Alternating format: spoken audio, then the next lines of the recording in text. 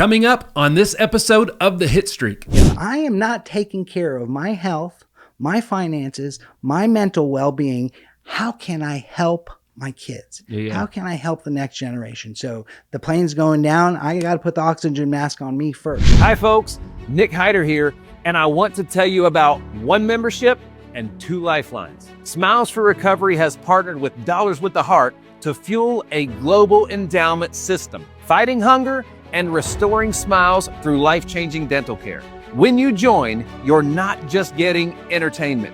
You're unlocking a members-only platform where every dollar you spend helps feed families and restore smiles for people in recovery. Your one-time $65.99 membership gives you a unique member ID, access to private entertainment, and a guaranteed place in line for free dental services through Smiles for Recovery. Every time our community reaches 2.5 million members, 1,000 full dental care awards go to members outside of recovery. You can keep it or you can gift it. Plus, thanks to Struggle Jennings, you'll also receive a limited edition t-shirt, a brand new song, and long-term complimentary benefits, a lasting way to make a difference. Join at smilesforrecovery.info with code SMILES. You can meet the team at smilesforrecovery.org. Folks, let's feed families and restore smiles together. Dentists, when a member outside of recovery needs treatment, you can sponsor them. Once they are approved, Smiles for Recovery covers the full cost through this partnership. Membership supports endowments, not insurance. Dental awards subject to approval and availability. Whoa. Check this out. Some of the world's biggest success stories started with nothing. Just grit, hustle, and a story worth hearing. So if you've clawed your way up, if you've built something out of nothing, if you've got a story that people need to hear, folks, this is your shot. The Hitstreak isn't just a podcast. It's a platform not just for top performers, it's also a platform that takes real stories from underdogs, builders, and dreamers, and it puts them on the map. Your story, your brand, your breakthrough. Apply now to be a guest. We'll put you in front of millions of viewers worldwide. You'll get pro-level content, high-level exposure, and a seat at the table with people who've been there and made it out. I'm not only looking for polished top performers. I'm looking for real stories from real people. If you've been through the fire and came out stronger, you belong on this show. Apply now. This is your moment. Email management@nickhyder.com or comment or DM the word Hitstreak to apply. The Hitstreak is where rags to riches stories have been told, and the next one could be yours. Blessings, folks. Welcome back to another episode of the Hitstreak. I am your man, Nick Hyder. And folks, I got an extra special treat joining me in the Hit Lab today. I am extremely excited about this, and this was one that I've been looking forward to for quite some time. We're going to get right into it, folks. Check it out. He is one of the most sought out and top construction lawyers in this town. He's a thought leader. He's a storyteller. He is Matt DeVries. Matt, dude, it's so great to have you in the building. Thanks for hanging today, man. Thank you so much, Nick. I've been planning to be here, and you and I have known each other for years, and it's so good to catch up microphone to microphone. That's right, baby. That's right. Well, it's so a little bit of backstory. So, I don't know, going on 15 years ago, I guess. Literally, when Rhiannon and I were at some of the lowest points. I won't call them lowest points. We were building the foundation building moments in our life. We went to a church with you where your father was a senior pastor, and some of the greatest relationships that we still have today come from that church family. But that's how I got to know about you, and it turns out I should have got to know more. You know what I mean? I should have got to know more. But that's what today's for. Yep. Well, in my mind, you were the guy banging the drums. That's right. That's right. And I have zero musical talent in me. All my kids, I've got 7 kids, and every one of them had violins and piano and stuff. And here's Dad, who's got zero musical talent. So I just watched from afar, seeing you banging those drums. But yeah. You flex a different muscle. Yeah. That's for sure. All right. So we're going to start off with a little bit of the of the legal side, because Matt, when I said that you're a top and most a top construction lawyer, one of the most sought out in town. Like, I mean that. Like, seriously, like when you find out, when you know who you work with, it's like, holy cow, like this guy is the real stinking deal, man. So you said something though that a couple of times to me that I really I'd never heard before, and I thought, man, that's really that's extremely intriguing. It's called the lawyer's dilemma. What is that? Yeah, so the lawyer's dilemma is something I kind of fell into. It's something you hear that as law students and lawyers, we're trained to solve other people's problems. That's what you go to law school for. And then tutelage, you become an associate, you go through all this mentorship. And so we're trained to solve other people's problems. And what happens though is we get zero training for solving your own problems. That's attorney well-being, mental health, addictions, all the problems that we face as attorneys, finding purpose, setting good boundaries, all those things. We don't get a lot of training doing that. Right. And I think that's what I call the lawyer's dilemma. It's also the CEO's blind spot. Gotcha. You know, CEOs and entrepreneurs they're solving problems. They're out there building businesses. They have great employees and great staff. And they get little training about how to take care of their own spots. So, well, let me ask you this: when and I got to throw this out there just because, like, again, there was always I've always paid attention, right? I knew I thought the world of your mom and dad, some of the sweetest, nicest, smartest people, like literally on earth, man. Like your mom is like literally a saint. You know what I mean? Like and I truly mean that. Your dad is a brilliant thinker. We had some really deep conversations about theology and stuff. It was just a cool time, man. It was a really cool time. I always thought the courage that he had after his accident to keep doing that. I mean, it's just he had every reason to do everything else. But beside that, I used to watch you come into church with every kid every Sunday, and you always had a smile on your face. I didn't know everything that you were going through that we're going to get into in just a little bit, but talk to me about the legal part back then. Like, where were you at in the game? Because I know where you're at now, right? Yeah. Where were you at 10 years ago when you were going through all that stuff? So I guess it goes even back 20 years. Okay. I went to American University, Washington, D.C., political science major, worked on Capitol Hill a couple of years, and I wanted to become a lawyer because of, and this probably outdates me, but LA Law syndrome. LA Law was the show I grew up on, the nice car, and that's what I wanted to become a lawyer. And I knew I wanted to litigate. I wanted to be in a courtroom, and I went to University of Richmond Law School, and I found myself at a small construction boutique firm. And so started litigating almost right away. Well, we found ourselves with 3 kids. This is 2006 timeframe, 3 kids in Washington, D.C., and we just had to get out of the rat race. Got it. And so we lived probably about less than 10 miles away from my work. Took me like an hour to get there. Oh. So the traffic in D.C. was horrendous, and I was in a 2-bedroom townhouse with 3 kids, and we just said, we got to get out of the rat race. Yeah. And that's what brought us to Nashville. So fast forward then, went to my dad's church. Yep. And as a lawyer, I was just getting new into town. Yeah. I was competing with other attorneys who were born and raised in the South. Every attorney had gone to some SEC alma mater school. They'd sit around on Monday morning talking about SEC football. And to be honest, Nick, I didn't even know the Securities Exchange Commission had a football league. Got it. So SEC, to me, that's what SEC was. That's right. And I found out what SEC was real fast. So, absolutely. So 10 years ago, I'm probably been a partner in a couple firms here in town, just practicing law, juggling kids, had kids. We were homeschooling our kids ages, they're currently 28 down to 13, 5 girls, 2 boys. And so we had a handful. Wow. So yeah, that's kind of the background.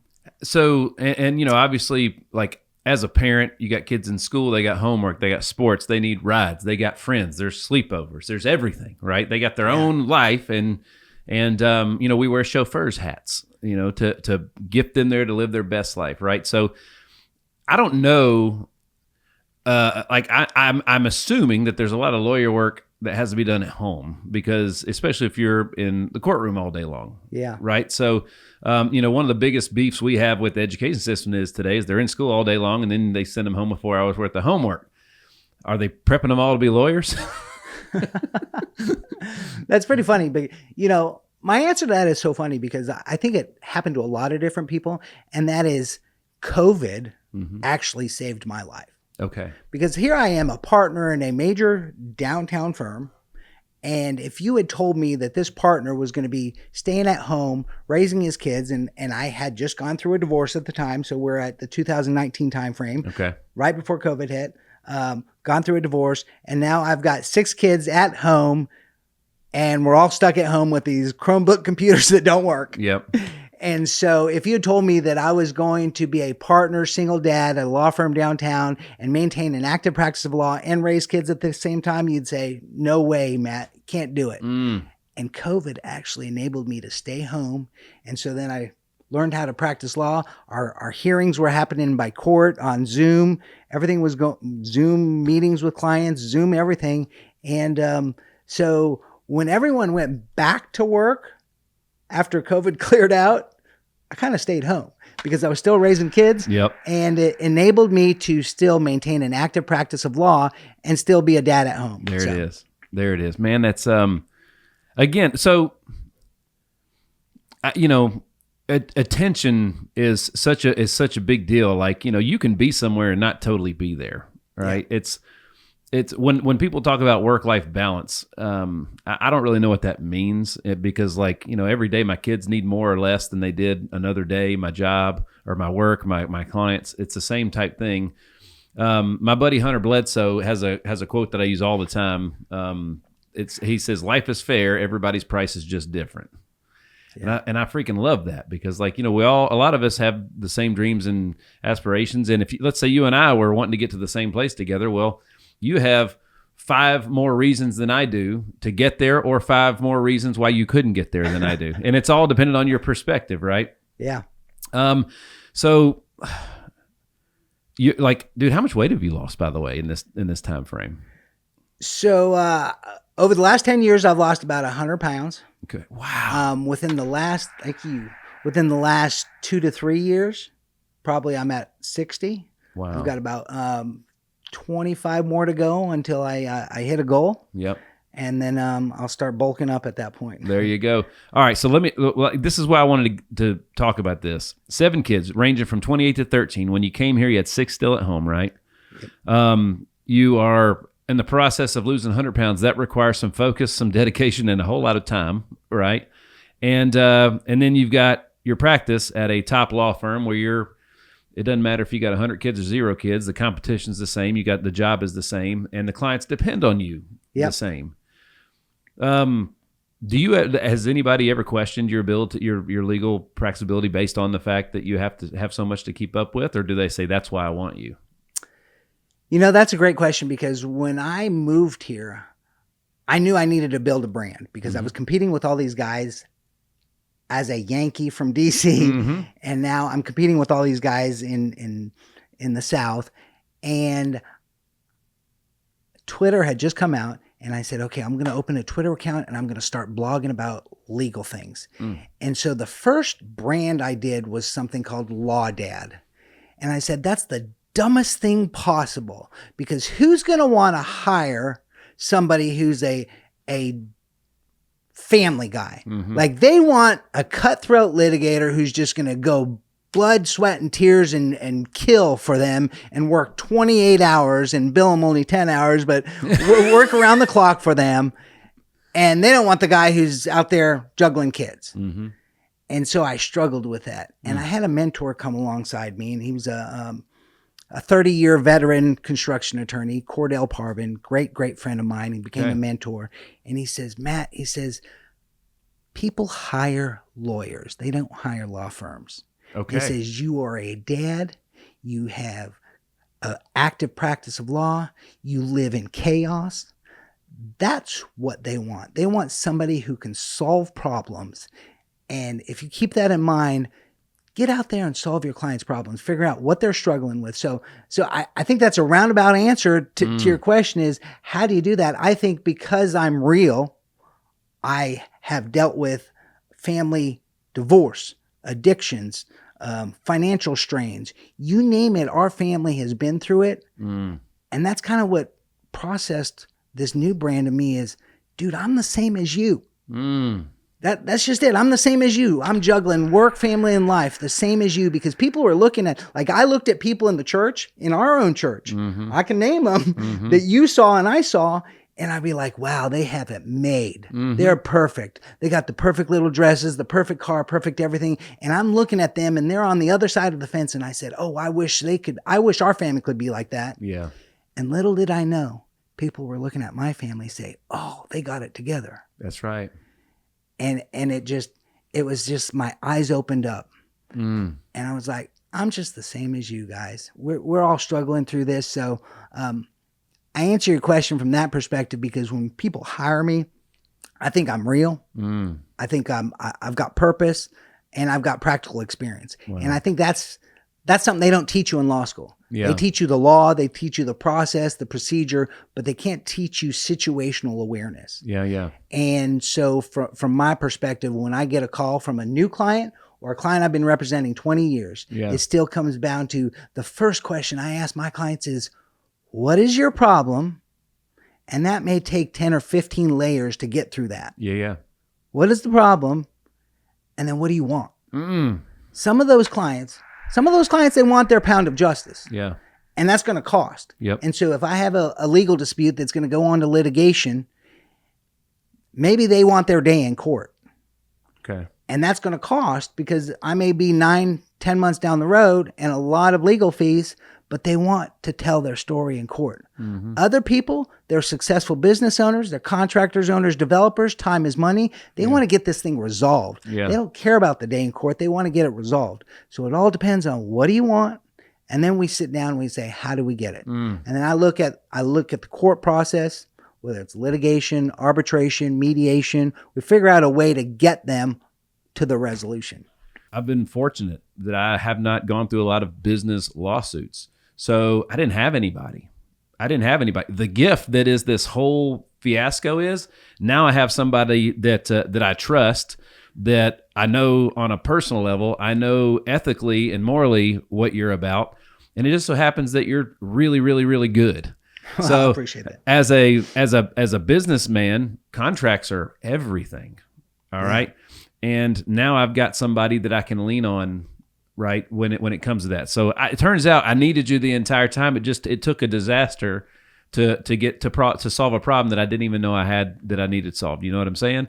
What's that movie? It's like, I didn't know I needed you till I needed you. Yeah. What is that? I don't know what movie that is. Oh, I know exactly what he's talking about though. But talk to me a little bit about corporate versus individuals, the dispute process, and the most important thing I've learned, sometimes the hard way, why contracts matter. All right. So that's like 3-part question. 3-part question. And I am so glad that I just found out that I am the first and only attorney to appear on the Hitstreak. That's so right. Thank you for having me on those issues. We're going to do a little Law School 101, if you don't mind. Come on, baby. Here we go. Law School 101. Disputes are either individual or corporate. You asked that. What's the difference? People hire attorneys. Well, I think companies generally have relationships with attorneys. Okay. They either have it because it's been passed down or word of mouth. Okay. And so if you're looking for expertise, you're going to go to a thought leader. So gone are the days where people go to Google and say, okay, what's the best construction attorney? There was a time in my career when I started blogging in construction law. I've been doing it about 16 years now. And when I was blogging probably 3 days a week, just moved to Nashville, blogging 3 days a week on construction law. If you had Googled best construction lawyer, I was always within the top 5 because of SEO. Always came back, and I was writing about the issues that people were talking about. Well, I don't think people actually Google. Major corporations do not Google, I want the best construction lawyer. That's right. But what do they do, Nick? They go out there and they find word of mouth. And once they get your name, the first thing they do is do research on you. And what do they find? They find Matt DeVries out there publication, speaking national convention, speaking. So I built a brand, and it was because I became a thought leader in construction law and development. So something they don't teach you in law school. So that's how companies do it. Well, individuals, unless you're sophisticated, you have high assets, real estate, set up trusts and stuff where you have family lawyers who do that kind of stuff. Most people who are individuals don't get an attorney until it's too late. And that's when the dispute arises.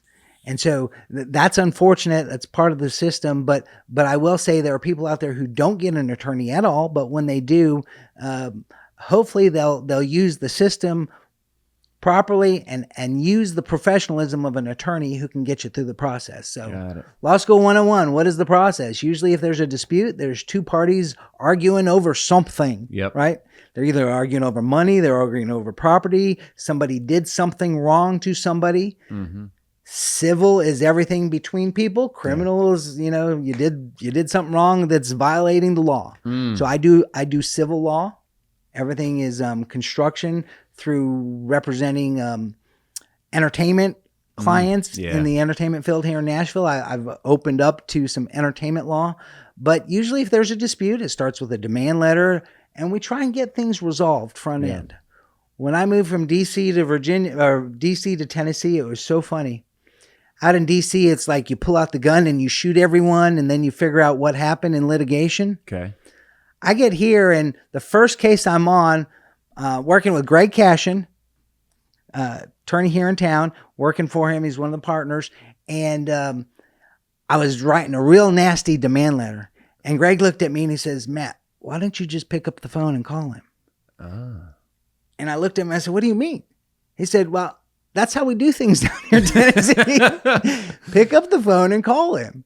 And that my mind, I just hadn't understood that. So that's the mediation process. You try and get somebody to settle a dispute, whether it's informally or formally. And then unfortunately, some things you ultimately have to go to court. And, court could be going down to the courthouse, or there's something called arbitration where you actually hire your judge. And so construction disputes are sometimes a lot of arbitration. So that's kind of Law School 101. You asked about contracts. This is probably something I didn't really appreciate in law school, but contracts is one of those things that you're actually telling the parties what they're going to do with whatever transaction. The point of a contract is to allocate risk. So let's take a construction contract. So let's say if I were to ask you who has the requirement of payment, who's got that obligation? You'd say, well, the owner does. And if I said, who wants to get paid? You'd say, well, the contractor. Well, that's what I'm going to do with the contract. I'm going to expressly write out a document that says the performance obligation of building the building is going to fall on the contractor. What about safety? Who's in charge of that? Well, it's the dude who's doing the work. So I'm going to make sure the contract has all the safety provisions. Who wants to get paid? The contractor wants to get paid. So we put the obligation of payment on the owner. So that's what a contract does. So what's a good contract? Something that's written out and people negotiate. What's a bad contract is the one that people don't even draft. That's right. Those are the bad contracts. That's right. And I've been involved in many disputes where parties, they're building $1 million house and they did it on a handshake. So that's the contract. Some of us might say those were the good old days, but that would be everybody that said that didn't go through a legal dispute over that handshake, probably. Hi, folks. I'm your man, Nick Hyder, and I just want to say a quick thank you for all of you, the millions of you tuning into the Hitstreak. If you have not already, subscribe to the Hitstreak on all digital platforms. Share your favorite episodes with your friends, your team, literally whoever needs a lift. We've built a worldwide audience of millions, and we're just getting started. Every episode, we're breaking down the playbook of top performers so that you can get to that next level too. We're literally getting the information from the people that have it to the people that need it by bringing on guests that everybody knows and some that not everybody knows yet. So again, thank you for being a part of this movement. Keep listening, keep sharing, and keep leveling up with the Hitstreak. you need somebody with experience to tell you all the steps and why, but it's actually a beautiful thing when you see it play out. Somebody had to write this stuff a couple hundred years ago, and it's mind blowing that like I consider myself kind of a well-to-do guy. I think I'm kind of smart, or at least I can learn things. Yeah. But when you learn about the legal thing, it's like, wow, I just LA law. There's only so much you can get by watching it, by the TV shows. And there's so much that goes on behind the scenes, and it all makes sense when you're playing it out. But like that's not at all how I would have, with just no knowledge or no experience, would have experienced or would have thought how it would go. You know what I mean? Like it's the judicial process is beautiful, in my opinion, when you actually see it get to play out. What do you think about it? So a couple things. You mentioned TV shows. I've had my years of TV shows. I've followed everything from Suits. If you've ever watched I love Suits. Yeah, it was good. I've watched it at least 3 or 4 times. And the problem with Suits is I think that's how lawyers really should be doing it, and they don't. Got it. So to all the audience members, if you ever watch Suits and any other legal thriller out there, what I found is that sometimes the scenarios are real. Sometimes what happens is real, but the process is not the same. Like if you remember the depositions in Suits, they sit there and they yell at each other, and they've got video cameras, and they say, well, we're out of here. And that stuff doesn't happen. So the TV or movie legal process isn't really real.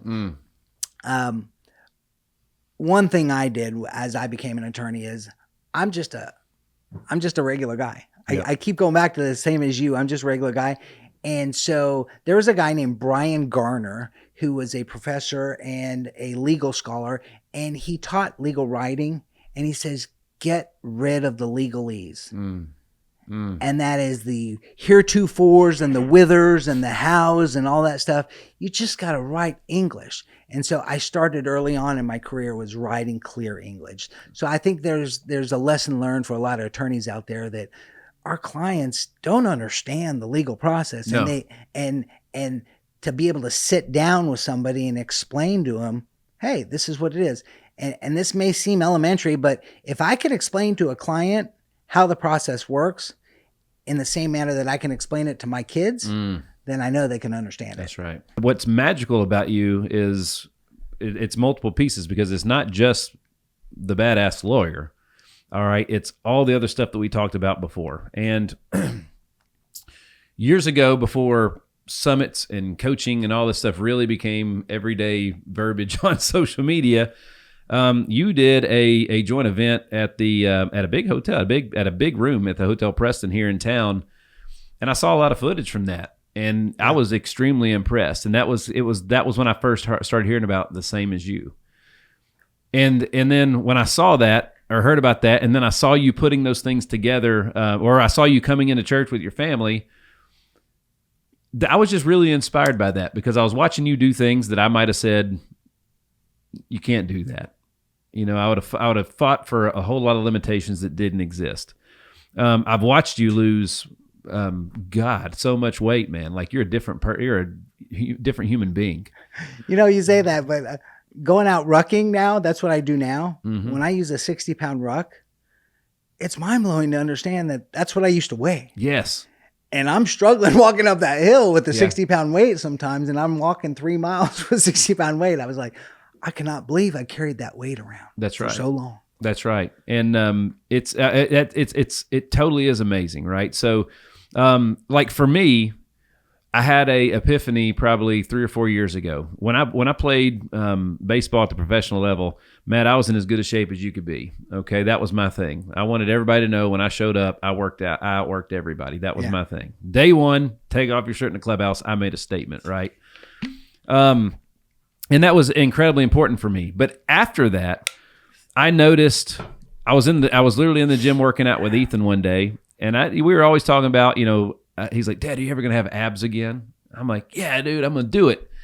And we'd go on a tangent where we're just killing it for a couple months, and I get to that place where I'm about to turn that corner and I'm gonna have abs again, and I would be like, it's a great time to take a day off.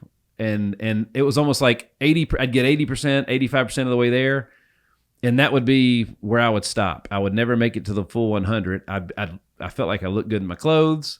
I was more comfortable, and it was like all of a sudden the lack of sleep or the ice cream cone or the extra time to not get out there and do something. It was mostly the diet. It was mostly the ice cream and the cookies, but they became more important than the abs all of a sudden. And then I started to look around, and it was the same way in my faith.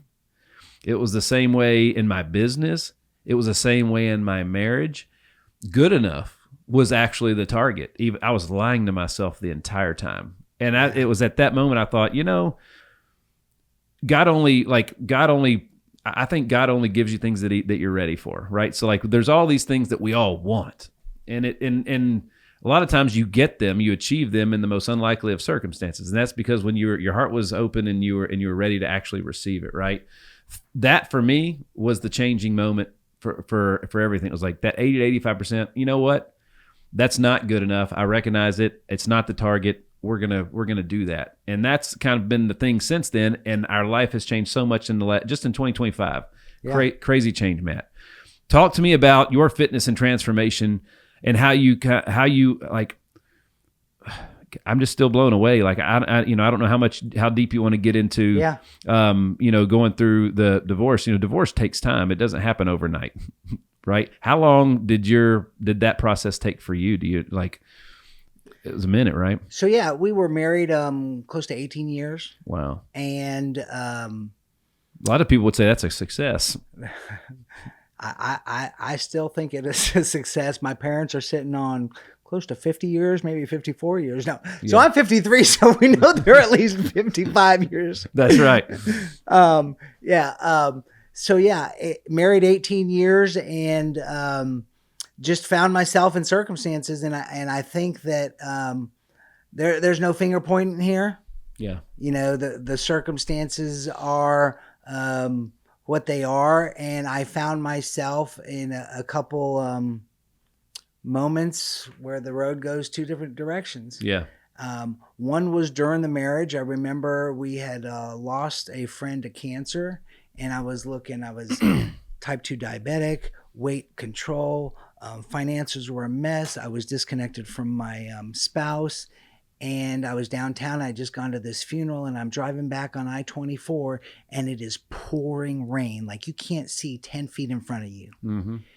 And I'm bawling. Okay. Like there's more tears coming out of my eyes than outside. Wow. And I pull over to the side of the road, and I'm just sitting here. I was like, I don't know what to do. Mm-hmm. I have no idea what to do. I was like, but what I do know is I'll get home, and my wife and we can get through this. Wow. We're best friends. We'll get through this. So I dried off my eyes, drive down a couple more miles, turn down my neighborhood, and I drive down my street, and I look, and we got one of those big old 15-passenger vans with all the kids, mm-hmm. and it's gone. Okay. And my life I just sunk because my wife had packed up the kids and taken them. Wow. I didn't know that. And that was a couple years prior to the divorce. That was just kind of a awakening for me. Okay. Because I felt that she and I were we could get through anything together. Mm-hmm.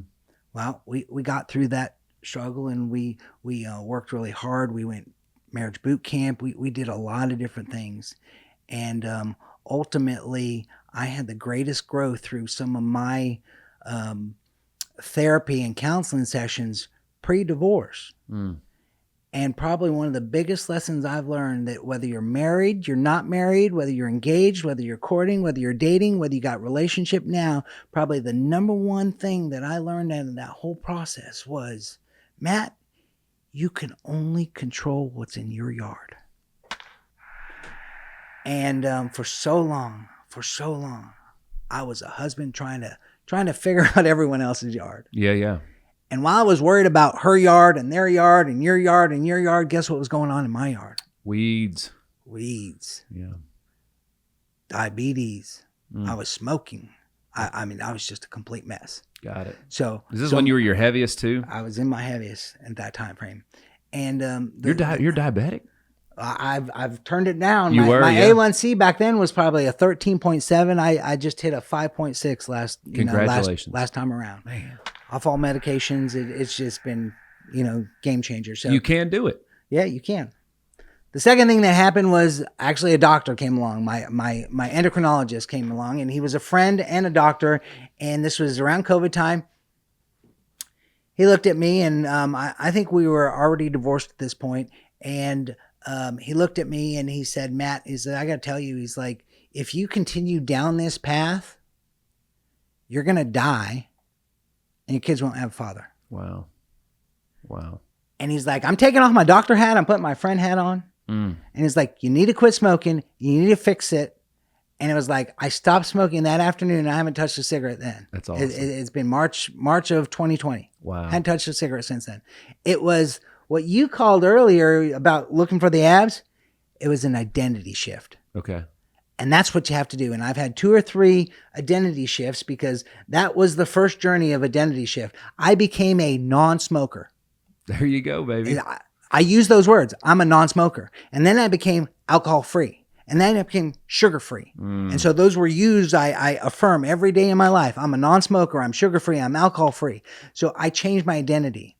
So then about 3 years ago, again, I packed on some weight. Sugar's out of control. Life is going crazy. I've got custody of the kids. I'm running around crazy. Like you were talking about the school, got this thing, trying to practice law. And I found myself struggling again. And I joined a program. And it's funny you say you were after the six pack.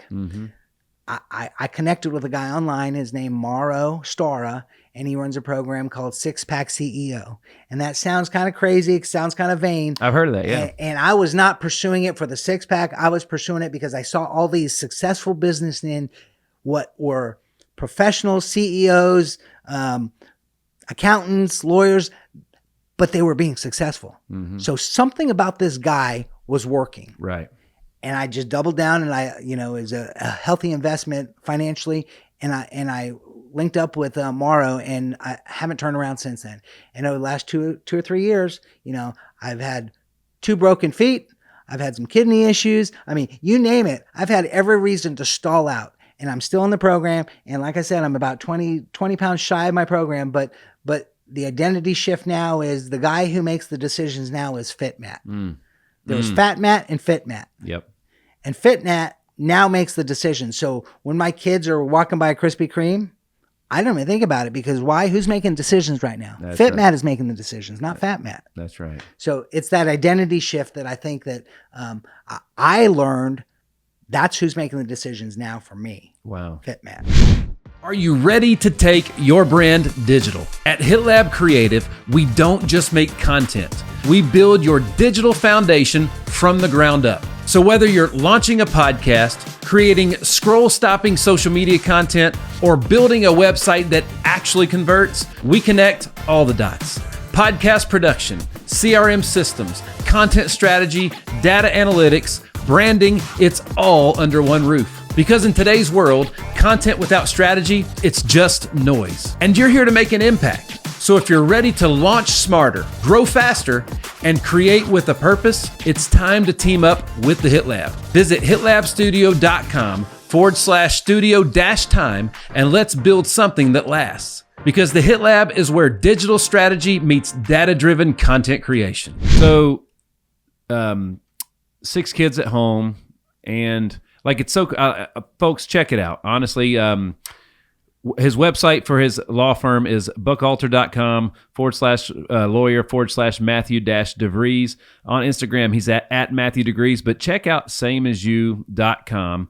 And then I love on Facebook, Matthew DeVries, everything, all of his socials at Matthew DeVries. But you do an unbelievable job. There's always something really, really cool every single day. I love catching on your social because it could be a couch that a dog destroyed.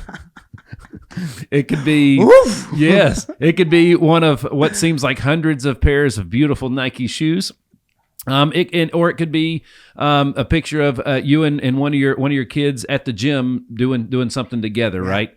But it's again, it's such a cool thing. How do you decide? So you're your kids, you're extremely involved in your kids' lives, that you can tell by what you post. They're around you a lot, right? So what is it like? Just walk through me. What is a day in the life of or what does a week life look like in the life of Matt DeVries? Like how many, like when you're on the days that you have court, how different is that versus the days that you don't have court? How do your kids, like, are they involved in are you practicing in front of them, with deposition or anything? Like, what's that look like?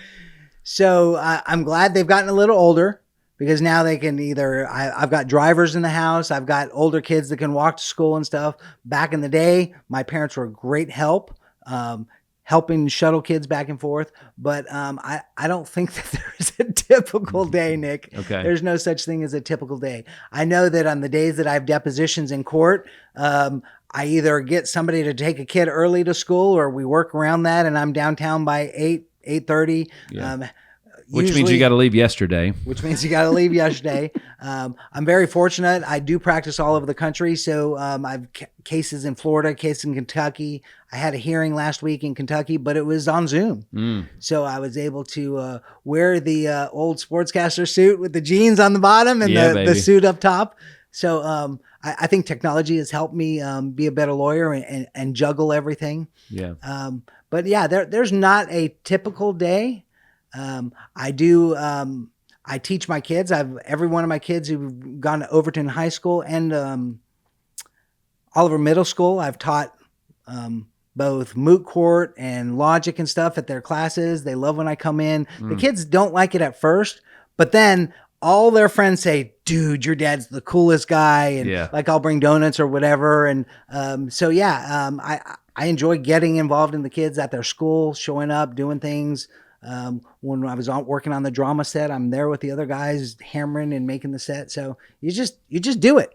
I don't have a choice. Yeah, man. It's honestly, you just run face forward into those things, that it catches people off guard. They're not, you're so open to change and just new things that like, honestly, man, it takes people sometimes, because most people have that guard up. So I know for me, the word I would just say is just different. And different, it's just different. And it even took me a while, because I'm different, and when different's looking at different, sometimes you're like, what is that? Yeah, what is that? And is that good? Is that bad? What do I do with that type thing? So I don't know. It was I was like, again, I paid attention to everything. I watched everything. I don't know why back then I didn't do more, say more, or whatever. I wanted to, if I'm being totally honest, because of if anything, if nothing else, just because of who your parents were. Two amazing people like that. That's not. I mean, that's on purpose. You know what I'm saying? So like, I don't know. And then I guess it's your oldest daughter is like an angel walking on earth. Maybe it's your oldest. It's Alex, I believe. Yeah, Alex has had a rough time too. I mean, you'd never know. Yeah, she's a bundle of joy. She's laughter. She's beautiful. Beautiful. I've got 2 grandkids from her. So yeah, I am a boom paw. That's the name, because we ran out of names. We had Gigi's and Omas and Pawpaws, and by the time they came along, we were out of grandparent names. So what did I do? I went to Google and I was like, I need some male names for grandpa. And we came across Boompaw, and that just fit me. And so good. I am Boompaw. But yeah, Allie's had a rough road herself, and she's just kept a smile on her face, and she continues. She loves the Lord and continues to just grind through the process. So yeah, just again, you said it perfect with this smile. It's always just a beautiful smile. And my wife is an amazing judge of character.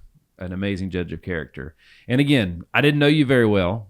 I knew of you. I watched you. I was impressed by you, but I knew your parents and I knew your kids. Yeah. And it was like, well, all right. So it's going to be a lot of that, you know what I mean? It's going to be a lot of that. So, what else? How much more could we go into I mean, after 20 years of marriage, it's 6 years you've been doing it this way, right?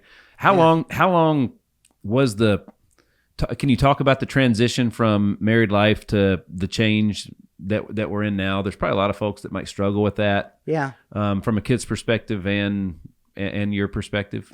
So I think from my perspective, number one, it it was a huge shock to my system. And that is, I was raised in a Christian house, so the D word, divorce, is something you don't mention. So I really, really struggled with having gone through the process of divorce. But at the same time, I knew that once we went through the process, I had to realign my focus. And my focus then became on the kids. How do I create a safe, loving environment between two households that makes them feel okay? And what I learned in that process, Nick, and this, I just realized this last week after 6 years. I was so worried about the kids that I was only worried about the kids from my perspective. Worried about the kids from my perspective. I wanted them safe. I wanted them taken care of. I wanted them not to have anything. I wanted to make sure that I was not talking bad about their mom. Like I was above ground on everything to do everything I could for the kids. And what I didn't think once about the kids was what the divorce was from their perspective. And I carried this thing in my phone.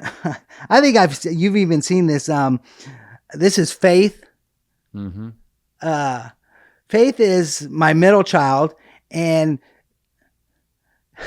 I don't know if you've seen that. We'll show this to your listeners, that I get this picture of Faith, and she was about 5 years old, and she came up to me one day, and I pull out my phone because I know I'm going to need this on a podcast one day. So I pull this out, take a picture of this, and I'm about to lay into her because kids do not flip off their father. That's disrespectful. And I'm about to lay into her. And all of a sudden she stops, and this big old tear wells up in her eye, and it drops down her face. And she says, "Dad, I got a splinter." Oh, wow. And I just sat there and I was like, boom. Yeah. And it taught me about perspective, because she was sitting there. She was looking at me as her savior, her king, her safety net. And here I was looking at the kid from my eyes, not her eyes. So she's looking up at me, and she came to me and she's like, "Dad, I got a splinter." And so I keep that on my phone. Wow. Just to remind me of perspective. Well, I continue to learn every day, because I've been through 6 years after post-divorce. And it's just last week that it hit me that all this time I was worried about the kids and making sure they were safe and they were comfortable. And I never once thought of what the divorce from their perspective was. So, we're always learning. We're always learning. You think you got it figured out. And I've learned some lessons over the years as being a parent, and there's always more to learn. So. That's right. Well, again, when I first heard about Same As You, first heard you say that around that event. And again, I can't say enough. It was just that thing you guys did. It was just ahead of its time. You know what I mean? It was something. It was pre-COVID. Yeah. And it was literally a different world that we lived in. But it was you couldn't open up Instagram and say a keynote speaker. Heart-led, soul-driven. That's right. Well, but when I heard about Same As You, I thought, man, that's really, really cool. Because at the end of the day, we're all pretty much the same, at least on a human level. You know what I mean? So how did you get there? And then what's your big picture with that? Where do you think obviously I've had conversations with you about the law of practice and things like that. And the law of practice is, I won't say it's a lost leader in your life. It's what you do. It's how you serve a lot of folks, but there's something more. There's there's a deeper calling, right?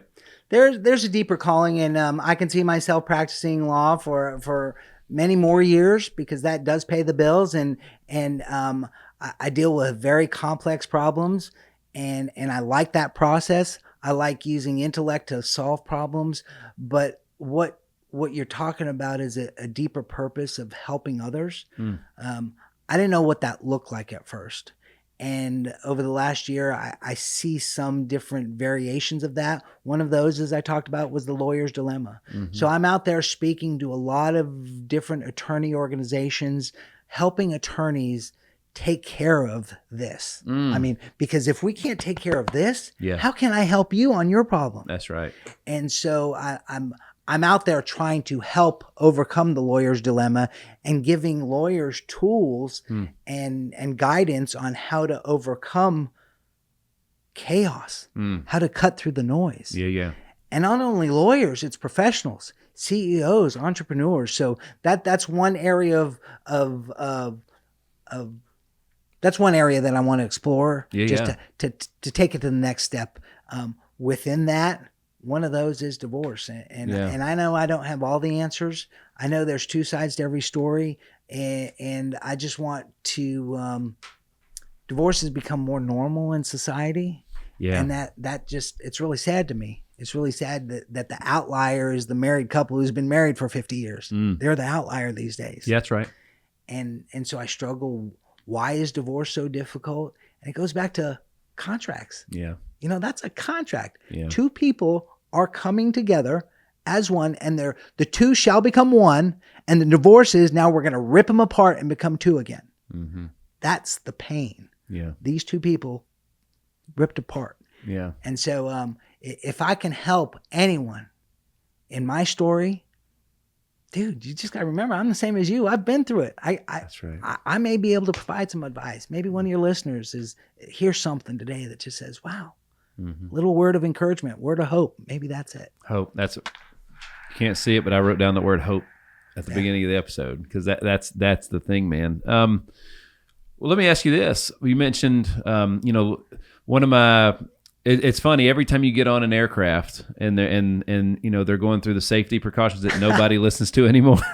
One of the first things they say is, put the oxygen mask on yourself. Yeah. Because you can't help anybody off the plane if you're passed out on the floor.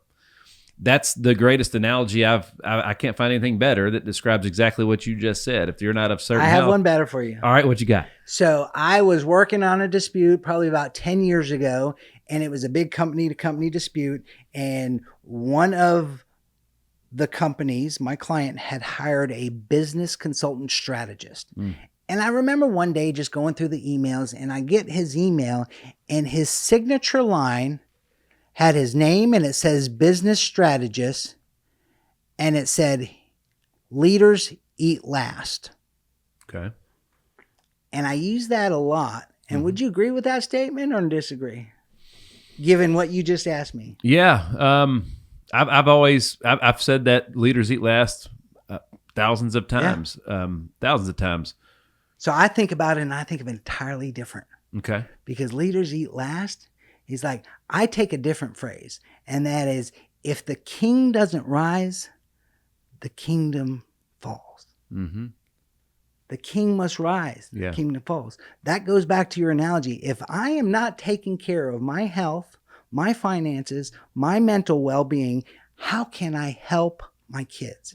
How can I help the next generation? So the plane's going down. I got to put the oxygen mask on me first. That's right. So I am no good if I'm in a wheelchair or if I've lost a leg because my sugar has gone out of control. Like, how can I be the best person of me for my kids? How am I teaching them about life and stuff unless I don't step up to the plate and do what I need to do?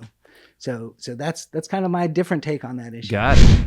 Are you ready to transform your business and unlock new revenue streams? At Processing First, we empower our partners with cutting-edge payment solutions and unparalleled support. We're more than just a one-size-fits-all payment processor. We're relationship-driven. By leveraging our extensive network of banking partners, we match you with the ideal bank to ensure that you receive the most competitive rates and deliver an exceptional experience for both you and your customers. Join a network that values transparency, efficiency, and growth. With our state-of-the-art POS systems and competitive processing rates, you can offer your clients the best in payment technology while boosting your own profitability. Why choose Processing First? Innovative solutions. Stay ahead with our advanced payment processing tools. Dedicated support. Our team is here to assist you every step of the way. Lucrative opportunities. Enhance your income by providing top-tier services to your clients. Don't settle for less. Partner with Processing First and take your business to the next level. Visit processingfirst.com to learn more and join our growing community of successful partners. What is it that you see the same problem probably out of a lot of lawyers when they're not taking care of themselves? Like, what are some warning signs, or how do you Like Yeah. what was it about yourself that you noticed? Is it physical appearance? Is it bags underneath your eyes? Is it like losing train of thought? Like I know if I'm under rested, sometimes it just takes me like I'll just lose my place in a conversation or something. I drift off or something like that. It's sad and unfortunate, but I don't know that you can always see it on somebody because lawyers are good liars. Got it. I mean, lawyers are good liars. So I don't think you can always see it, but the symptoms of chaos, addiction, financial strain, broken families, marriages. Over the years, I've worked with, say, three types of attorneys. I remember working with an attorney one time who was really, really young, fresh out of law school, dealing with a development issue, missed a statute of limitations. That's the deadline to file a lawsuit. Mm-hmm. And so early in your career, this young attorney had missed the statute of limitations. Can you imagine the stress on that attorney as a young lawyer? Yeah. Oh my gosh, what do you do? I've worked with somebody with an addiction, an attorney with an addiction. Those are very difficult. Mm. I've worked with an attorney who had struggles at life, home, stress at home, whether it was financial, broken relationship and all that. And ultimately, working with those attorneys, I was able to find a resolution out for them. Yeah. And you want to know who those attorneys were? Who? Me. Really? Got it. All three of those. Wow. All three of those attorneys. I worked with me through those problems. My addiction was sugar. Yeah. You give me a box of hot tamales, dude, I was golden. Yep. So I never had alcohol. Of course, I was smoking, but my true drug of choice was hot tamales and sweet tarts. Mm. That was just killing me. Mm. But again, the stress of home, broken, going through a divorce, all those things. So I've dealt with those issues. So I think the symptoms of chaos is what you see. You don't see actually, broken eyes or somebody dealing with that. And what lawyers are trained to do is, again, solve the problem. Instead of solving the problem, they just try and cover it up. Mm. And so that's what we want to do. We need to, you mentioned something earlier, is like, just stop lying to yourself. Yeah. That was the first step for me is, Matt, stop lying. That's it. When you stop lying and you can look in the mirror and say, and this may be crude to a number of your listeners, Matt, you are fat. You're out of control. You have no control of your weight. You can't control your impulses. You need to do something about it. And when you look yourself in the mirror and you stop lying, then you can say, okay, let's do something about it.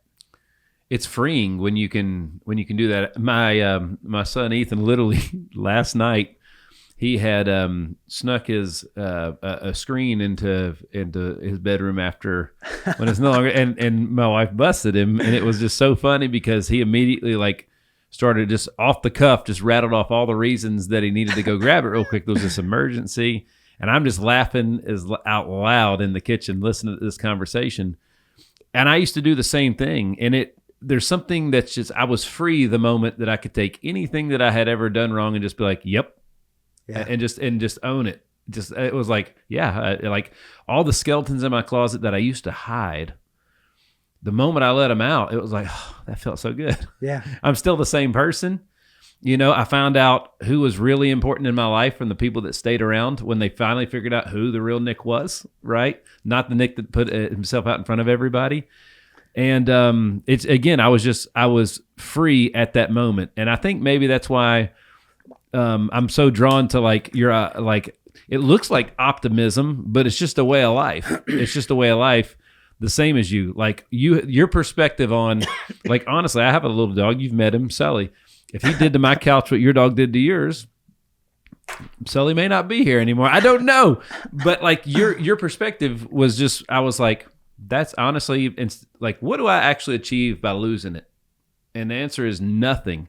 And I'm starting to see, no matter what side of the political spectrum you fall on, I think we can all agree that there's some folks that have had some rage moments online where they just absolutely look ridiculous. Well, Nick looked like that too, I found out, in my living room and in my son's bedroom and in my bedroom and everything else when I would lose my cool. And God gave me that perspective one time where I saw how ridiculous I looked. Yeah. And I'm like, I need to fix that. I'm still working on it. It doesn't happen as often as it used to.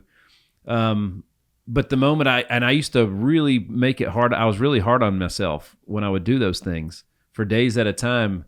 And now it's just like, well, I did it again, but I didn't do it as long. And now I've recognized it. Now I'm, my family accepts it and they're helping me through it. Like, my wife and I have little things. It's like when I'm starting, she can feel me losing my cool. Just walk, can you just walk up and just give me a hug? And that's my cue to know, chill. You're going the wrong direction. Right. So, again, I used to hide all that. Yeah. And I don't anymore. And it feels good. And the best thing you can do as a dad and a husband is to model that for your kids. Yeah, I used to do the same thing with my dad when I was get busted when I was younger. Even as a young adult, I would make up stuff to save face. Yeah, but what I didn't know is that everybody knew it and they could see through it. And it was so not. But then those false truths that you're telling, let's just call them, because it wasn't an intentional lie. I wasn't lying to hurt anybody. It was just. Again, it was selfish. Yeah. It was a selfish reason to do that. So those false truths, over time, you start to believe those things, and then it's like everything compounds, and then it becomes a way of life. So it's crazy when I'm watching my son. I'm raising my son, and I'm watching him grow up. There's so many, like his brain functions so much like mine did at that age. And you always hear your parents say, I know what you're thinking before you're thinking it. It's true, dude. Being outside of Jesus, I think God's greatest gift is a child. My kids made me a better person 1,000%. Yeah. So again, the greatest lesson I think I could teach my kids is humility. Mm-hmm. And going back to this concept, my yard, your yard. Mm. And so modeling that, I can't just teach them that. I have to live that. Yeah. And after I started living that, I'd sit down with a couple of my kids now, and we have safe words that if we say, one of my kids, I won't name who, but if I say chili fries, she knows that we're going to have a fun conversation, but it's going to be very vulnerable. Got it. Because that's a safe place for her to tell me what she feels like. Yeah. So that's where we're going to work on her yard stuff. Mm-hmm. But if it's my yard, that's a great thing you can learn. I was brought up pretty old school, literally 5 minutes from here. And, if I ever raised my tone back to my dad or whatever, it didn't end well. But I also, it took me a while to come out of my shell as an adult. Yeah. To understand, to earn respect. I can remember when I first got into business for myself, Matt, I used to dread going to pick up the money on the payments of the services that I provided for my like if my clients didn't want to give it to me, I was almost scared to ask them for the money that they had agreed to pay me for the services I'd already done.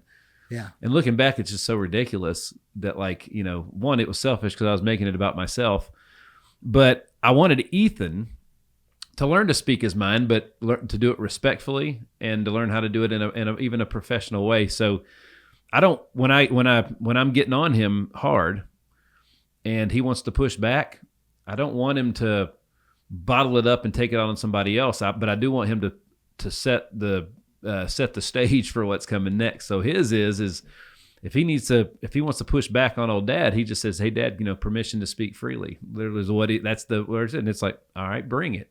So and he knows that whatever he says next, that's his way of saying it's almost like when you say respectfully and then you say whatever you want to say, that's basically what he's doing. And I know, that's he's pushing back. And I want him to learn to do that, to stand up for himself.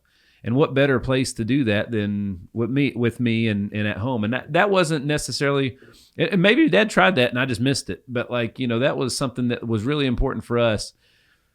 It took me a long time to figure out who I was and to have the confidence to just be myself, to be the best version of myself, and that was okay. I was always taught money's a villain. I won't say I taught it. It's the way I understood it. Money's a villain, and you should do everything for everybody else first. And then we've learned, like we were talking about earlier, we learned differently that eventually you run out of stuff to give. If David Meltzer, the great David Meltzer, sat right there.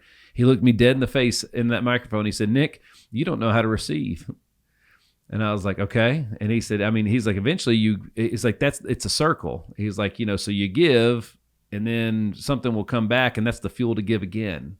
He's like, you're cutting yourself off at the end of the circle, and that's affecting your ability to help other people. And I was like, wow, I never thought about it that way.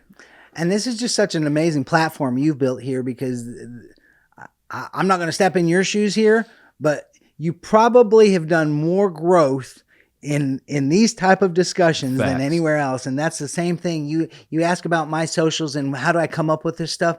I don't come up with this. This is the world of Facebook and Instagram. That's like my therapy couch. Yeah, that's right. Like I sit down and unfortunately, sometimes I don't have a filter.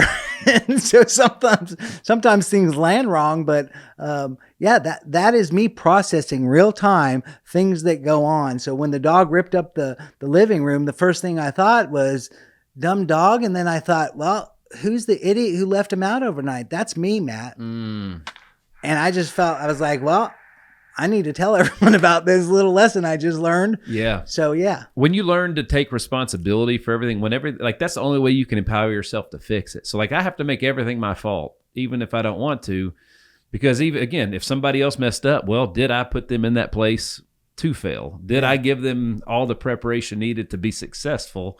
Like again, that's how you empower yourself to fix it, right? So, going back to the same as you. Obviously I would say you're at your prime in your professional career right now. Top of your game.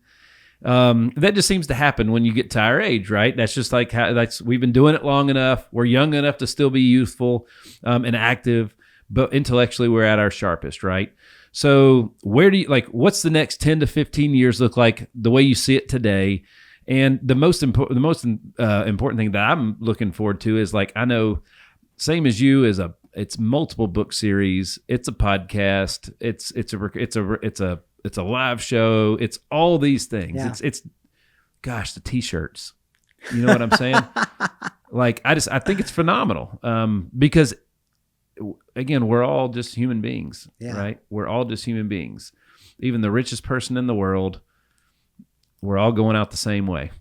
You know what I mean? Hopefully we end up in the same place together. Yeah. Right. When we're all done. So talk to me about the next 10 to 15 years and what do you know about Same As You that you're going to do with it? Or are you still letting the Lord speak to you and you're kind of writing it as you go?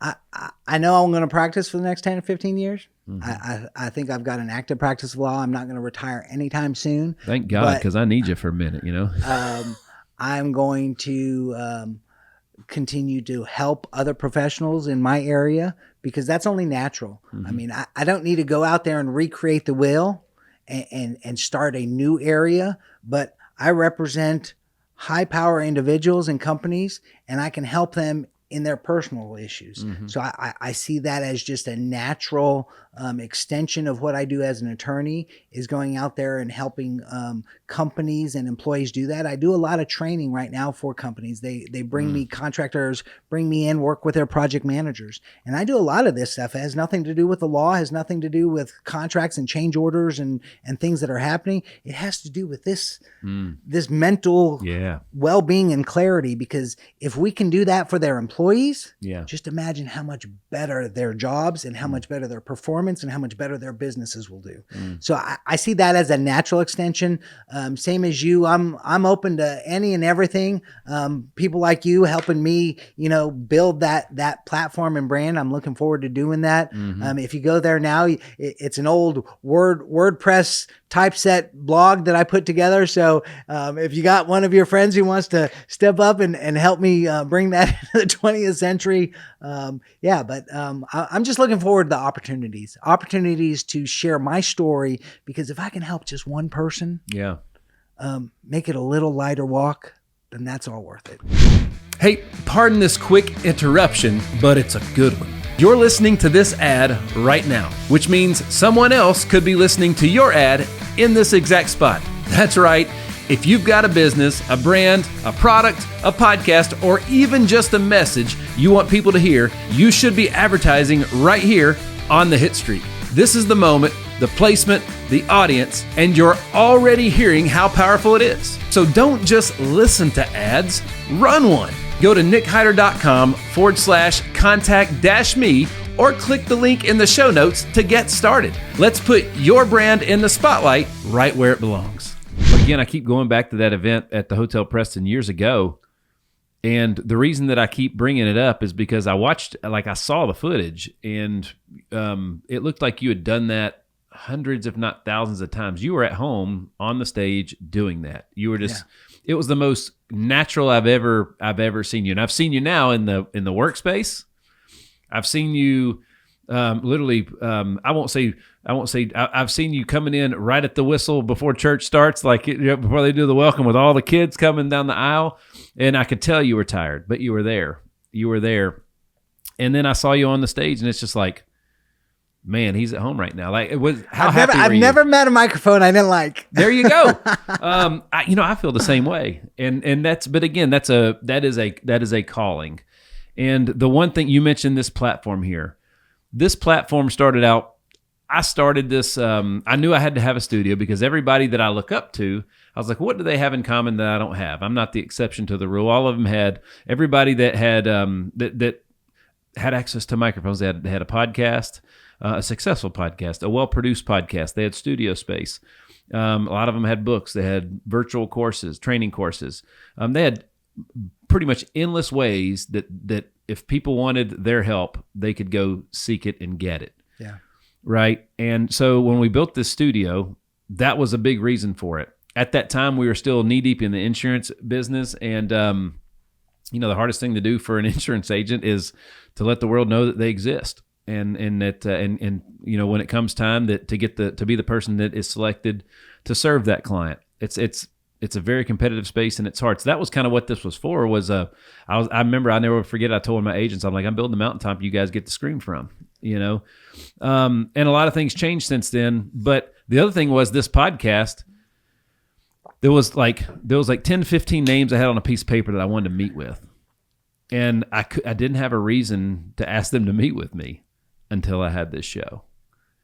And when I had this show, it turned into, I had them here, but then I had to do the prep work like we did, pre-production in the back office and all that stuff. And that was when I got to build relationships with people that would change my life into what we're doing today. So a guy yesterday, a buddy of mine asked me, is your social media, is your content your main source of revenue? And the answer is yes. However, all of the revenue we make tracks back to what we're doing right now, today. Like everything tracks back to this. All the stuff we do for Sirius XM and everything wouldn't exist without this studio, without this podcast. Yeah. All the advertising work that we're doing now. I still don't believe it's real. I still pinch myself every day. I'm so grateful for it. But it all happened because of this platform. Yeah. And I'm excited I want to help you do that. I'm excited for that because one, it's going to be really good. Two, I get to benefit from it because I got a front row seat. All right. But three, just seeing the look on your face when you were that stuff was coming out, bro, when you get the opportunity to do that all the time, it's going to, I'm telling you, it's going to change things. I've heard people say that about me. I don't know that I've seen it yet. So maybe the benefit of this is I'll see this on YouTube one day and I'll see the spark. But you've been about probably the fourth or fifth person who's told me that. Yeah, Matt, you just come alive when certain things you start to talk about. Yeah, and I think that's purpose. Absolutely. That's that's why I do what I do, and it all springs from some bad circumstances that I went through and some trials and tribulations, and now hopefully I can breathe some life into somebody else. Well, you're living proof. I don't think so. One of the most powerful things I've ever heard. My wife and I, she was a really good close friend of my wife. She passed away a few years ago, out of the blue. And her mother, who has since passed away, stood over her daughter at the funeral service. And with all the most courage in the world, she said, I want to thank my Lord Jesus for trusting in me to handle my suddenlies. She said, not long ago, years ago, I suddenly lost my husband. And now I'm standing above you or in front of you today because I suddenly lost my daughter, her young grandson, who was like 6 years old at the time, was sitting out there, right? Yeah. And she just said, I want to thank my Lord Jesus for trusting me to handle these suddenlies. And I was just like, wow. I could, like Miss Carolyn Peoples, I'll never forget it. And she's since passed away. But like, that was one of the most courageous things as a parent I've ever experienced. And that, she changed my life with that one little story or that one statement at that funeral service. And, Roy Vaden says, you're most powerfully positioned to serve the person that you used to be. How many people are where you were at 10, 15, 20 years ago? That's why you have to have this platform. That's why you're called to do it. That's why you light up when you do it. And, you had to get your, I saw you do that thing at the Preston. This is before divorce was final. Okay. This is probably like 2014, maybe 2015, 16-ish. Like, we're talking at least 10 years ago. Is it been that long? I think it was right before the divorce, because I remember it was a weekend that I was by myself. So I do know that. I didn't know Ryan very well, and I saw that he was trying to put this together, and I said, hey, I'll help you. That's and I was awesome. Down there stacking chairs, and I said, hey, I think you could probably move this around, and I'll be glad to speak with you. And it was just kind of... Well, it was, again, I saw you do that. Again, that was probably one of the darkest moments. That was the worst. That was ground zero, of all of it. And so even looking back, just your ability, as an athlete, you have to be able to separate bad from good. You can't carry one at bat to the next one.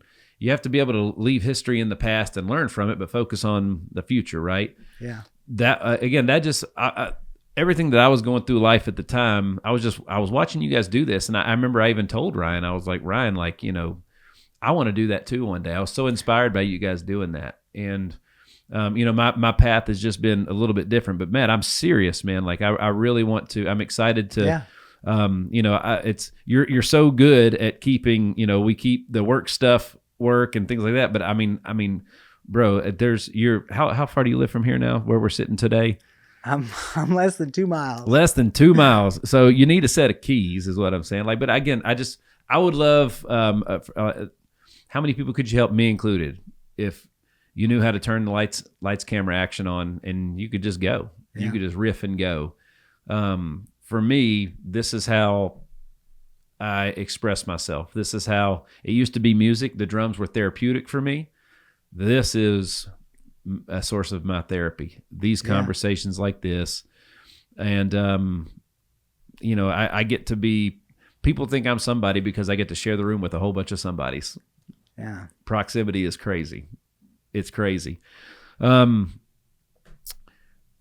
are any kind of final thoughts you might have for faith and leadership? Because the greatest leaders, regardless of their religion, they had faith in something. Yeah. At least their ability in themselves, right?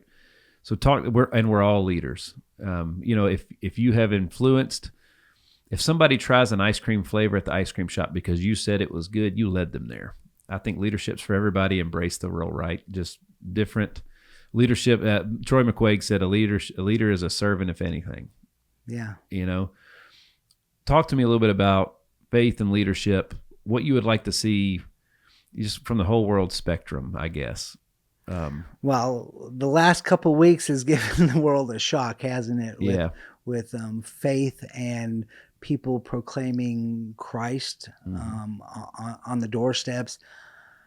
I think for me, my faith walk has been probably very similar to a lot of your followers in business owners and entrepreneurs, because we're all control freaks, right? Oh yeah, and you're a pastor's kid too. That's even harder. Well, I was lucky. I didn't grow up a pastor's kid. It wasn't until I went off to college, and so did my dad at the same time. So I was excused from pastor kid, but the control issues. I mean, that's one of the things I still deal with now, and I think that was my biggest struggle, is to give up control. It was control during the marriage. It was control during the process, control everything. And even in my fitness and health, having to give up control and trusting somebody else who was smarter than me to help me along and trust the process and do things. And so for me, I started looking in the Bible of trying to come up with some some moments for me that I can really live on. People think about grit and grind, and I don't know that grit and grind is biblical. I mean, I don't know. Maybe somebody better versed in the Bible than me knows where it is. Just grind and get through it. You'll do great.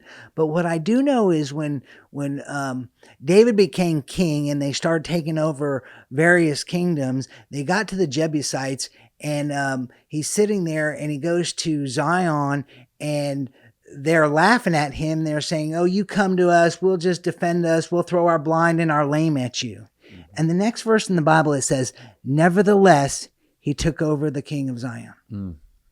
And it became this principle for me. It's the nevertheless principle. It's like all these things, Matt, addiction, Matt, fat, Matt, stress, Matt, this, nevertheless. Wow.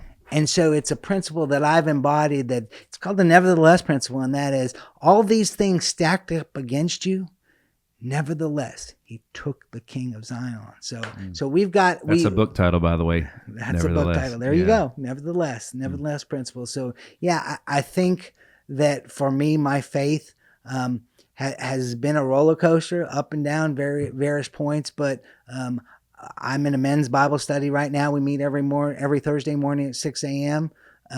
Reach out to me if you want to. Come on. And we are just talking about that whole process of writing your story and how Jesus becomes real. Like there's this God that we've learned about, the creator of the universe, and it wasn't, I probably heard this, you've probably heard this, but I never hit until this week. And that is, God's the creator of the universe, and what he did is he revealed himself to humanity through Jesus. Now, I'm sure people have heard that phrase before, but for some reason, it was said this last week, and I was like, that's person of Jesus. That's God creator. How does he reveal himself? He says, I'm going to reach my people, but I've got to give him a person to reveal him to. I'm going to reveal myself to you through Jesus. And that's what it meant. Personal relationship with Jesus. So That's right. I love the nevertheless principle. That's powerful. And at the end of the day, you talked about chaos and hope, and without chaos, there wouldn't be hope, would there? There'd be nothing to hope for at the end of the day, would there? Chaos is the ultimate gift, isn't it? That's where growth happens. That's where growth happens. And what I struggled for so long is I called it controlled chaos. And I don't think that's our job, is to control the chaos. We got to cut through the chaos. Wow. Well, Matt, once again, I want to give a shout out to your to your amazing parents. Two things about my parents. Number one, my dad, I didn't grow up a preacher's kid. So when I saw him in the pulpit the first time, my dad was a very quiet individual growing up. I mean, he was a worker bee. He struggled. My great work ethic comes from my dad. And Dad, if you're watching this, I love you. Thank you for that work ethic. And so when I see him in the pulpit the first time, everyone's like, "Oh, your dad's a preacher." And I was like, that's not my dad. I don't know who that guy is. But then Mom, she's got such a servant heart. Yeah. She's got the holy gifts of the Spirit. And we always talk to her. She could take a toothpick, an orange, some Vaseline, and a half a chicken wing and make a 4-course meal for like 20 people. Oh yeah. She is truly that woman. She's got that gift. And so, yes, I am who I am. My brother is who he is, because we had two parents who just loved us unconditionally and showed us who Christ was. Unconditionally. Dude, it's, again, when you're the pastor of a church, a senior pastor of a church, you get hung up and you get caught in a lot of crosswind, conflict, and opinion and everything else. And the pastor's wife usually is included in that. Not for your mom. Mom, I love you too. I didn't want to leave you out. Well, seriously, not your mom, man. Like, there was is unanimously not there was never one thing I ever heard that was even could be considered in the negative direction about your mom. She's a truly amazing human being, man. I don't even know if she knows that, but she made an impact for sure. She truly did. So, Well, Matt, as we bring this sucker to a close, I just, selfishly, I'm extremely excited to do some stuff with you outside of the legal world.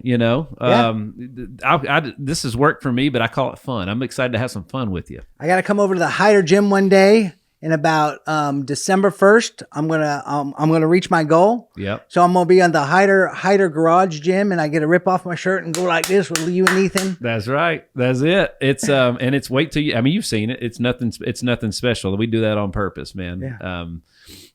At the old church gym is where I grew up in that old dingy weight room that my dad and a guy built back there with the rusted dumbbells and weights. And we still have those rusted stuff today, but like it was never an AC unit in there or a heater because it was like, nah, man, you play outside, so train outside. And so I still like working out in a trashy place, so it's not a place for anything bougie. So heck yeah, man, come on over. And we'll have some fun. So, right. Matt, any final thoughts as we bring it to a close? No, I've just been, I'm gracious for you reaching out to me, and look forward to what's to come. Absolutely. Finding the right health plan can feel overwhelming, but it doesn't have to be. Backed by over 12 years of experience and more than 20 national and local awards, Team Hider is here to help you navigate your options and choose a plan that fits your family's needs and your budget. So whether you're looking for individual coverage, family plans, or even Medicare options, Team Hider brings expert guidance with heart. Visit teamhider.com today to schedule your consultation and get the coverage that you deserve. Again, I'm looking forward to working with you a lot professionally, and again, I'm finally I feel confident to go out and do some new business deals. You know what I mean? I didn't know something I didn't know I needed, but or I know I needed it, and I thought, nah, I'm the exception to the rule, which I'm not. But I'm even more excited about, same as you, the chaos, the hope, the nevertheless principle, like. There's a lot of magic in there. I'm excited. I'm excited to be a part of that. So we got work to do, baby. Are you ready? I'm ready to go. Well, folks, once again, top construction lawyer, thought leader, storyteller, the man himself, Matt DeVries. Check him out at bulkalter.com and on all social at Matthew DeVries and sameasyou.com. Right, Matt? That's it. Awesome, dude. Well, thanks for hanging today, man. Thank you very much. Folks, thanks so much for tuning in to another episode of The Hitstreak. I am your man, Nick Hider. God bless.